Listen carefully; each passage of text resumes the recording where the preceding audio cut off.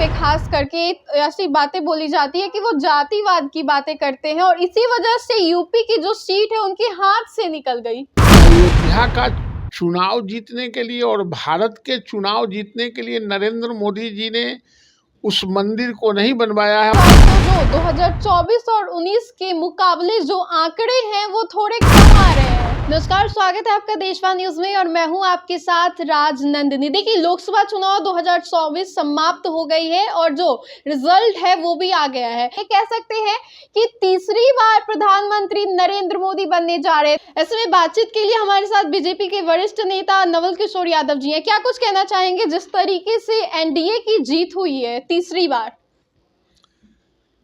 देश की जनता को और खास करके बिहार की जनता को इस मैंडेट के लिए सलाम करते हैं और उनको थैंक्स देते हैं कि आपने तीसरी बार प्रधानमंत्री का शपथ लेने के लिए और देश को विकास करने के लिए, विश्व गुरु बनाने के लिए, 21वीं सदी का भारत निर्माण करने के लिए आपने समर्थन दिया। इसके लिए आपको बहुत बहुत बधाई। जीत तो हुई है सर, लेकिन देखा जाए तो जो 2024 और 19 के मुकाबले जो आंकड़े हैं वो थोड़े कम आ रहे हैं। आंकड़े तो कम बेस आते ही हैं। हम लोग परीक्षा देते थे या आप भी परीक्षा दी होंगी, तो जो 10th में रिजल्ट आता है वही कोई ज़रूरी नहीं कि 11th और 12th में भी रिजल्ट आ जाए, और जितना प्रतिशत 12th में आता है उतना प्रतिशत ऑनर्स में आ जाए या पास कोर्स में आ जाए, कोई ज़रूरी नहीं। ज़रूरत इस बात का है कि हम प्रतिशत कुछ आगे पीछे हो, लेकिन विश्वास जनता ने नरेंद्र मोदी में व्यक्त किया है। जितनी सीटें भारतीय जनता पार्टी को अकेले आया है, उतना सीट तो जो इंडिया गठबंधन है उसको सबके मिला के नहीं आया है। उसको 233 आया है, हमको 243 आया है अकेले। इसलिए भारत की जनता फिर से नरेंद्र मोदी जी में आस्था व्यक्त किया है और पुनः नरेंद्र मोदी जी भारत के प्रधानमंत्री के रूप में ओथ लेंगे और इस देश को संचालित करने के लिए गांव, गरीब, किसान, मजदूरों को अंतिम पंक्ति के अंतिम आदमी तक विकास की रोशनी पहुंचाने के लिए कटिबद्ध हैं और एक बड़ा लकीर खींचे। इस बार क्या लगता है, एनडीए ने उतनी मेहनत नहीं की जो आंकड़े कम है, या फिर क्या कुछ वजह रही होगी? नहीं, मेहनत सिर्फ करने से, आप जिस सिलेबस को 10th और 11th में 12th में पढ़ते हैं, कोई ज़रूरी नहीं है कि सवाल वही आ जाए। सवालों पर चूंकि कहीं न कहीं ये जो इस वर्ष था वो एक अफवाह फैला के विरोधी लोगों ने ये भारत के संविधान को के नाम पर, महंगाई के नाम पर इधर उधर भटकाव कर रहे थे। उस भटकाव में कुछ गड़बड़ी हुआ है, उसको ठीक कर लेंगे। बीजेपी पे लगातार ऐसा नरेंद्र मोदी पे खास करके ऐसी बातें बोली जाती है कि वो जातिवाद की बातें करते हैं और इसी वजह से यूपी की जो सीट है उनके हाथ से निकल गई। नरेंद्र मोदी जी कभी जात पात की बात नहीं करते हैं, वो समाज की बात करते हैं। सबका साथ, सबका विकास, सबका प्रयास।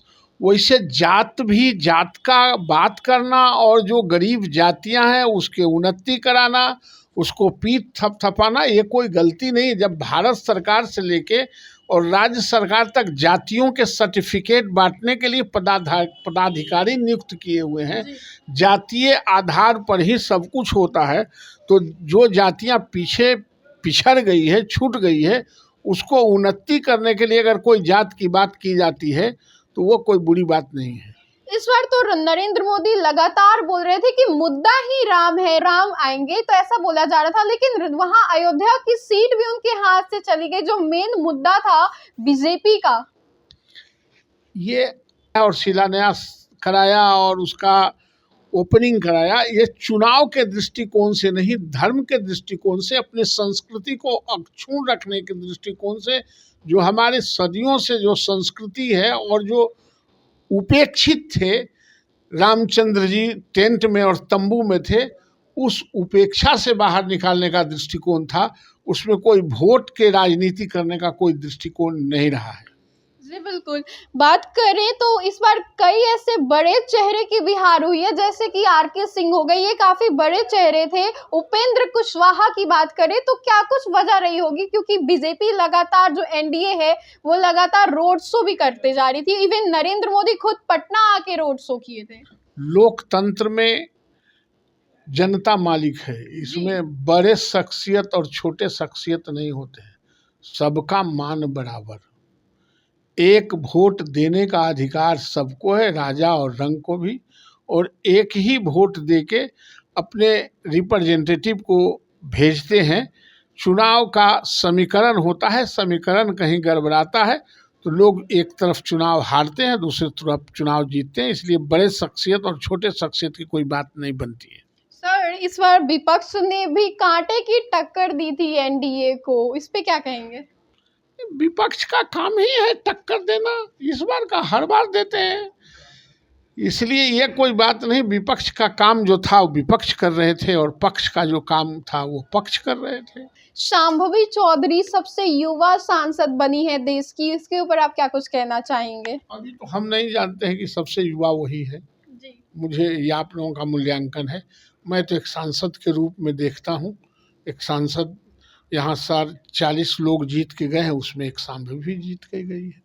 जी बिल्कुल। तो देखिए क्या कुछ कहा इन्होंने। तो ऐसे तमाम खबरों के लिए बने रहिए देशवा न्यूज पर। वीडियो देखने के लिए लाइक करें, सब्सक्राइब करें, साथ ही बेल आइकन दबाना न भूलें।